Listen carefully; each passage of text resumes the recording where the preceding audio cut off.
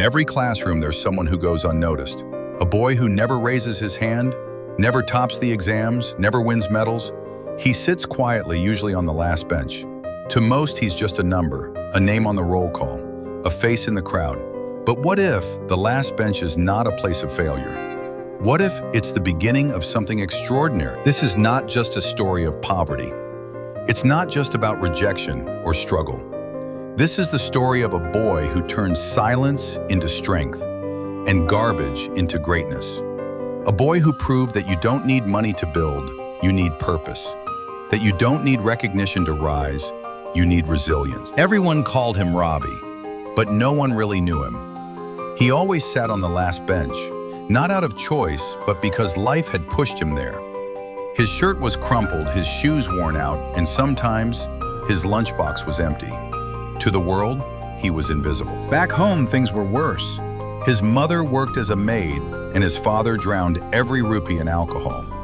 Yet every morning, Robbie walked 5 kilometers to school, not because he loved it, but because something inside him whispered, maybe, just maybe, something better is waiting. One day, a science competition was announced. Build a working model that solves a real-world problem. The class lit up with excitement, but Robbie stayed silent. His heart said yes, but his pocket said no. While others ordered kits online, Robbie collected garbage.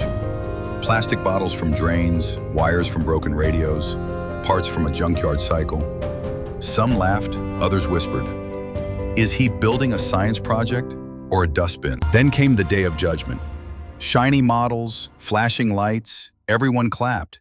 And then Robbie walked in with a broken box of wires and bottles. Laughter echoed again, but he stood still, calm, and quietly said, "This is a water purifier made from recycled parts for villages with no clean water." The judges were skeptical. "Does it really work?" one asked. Robbie nodded. They tested it.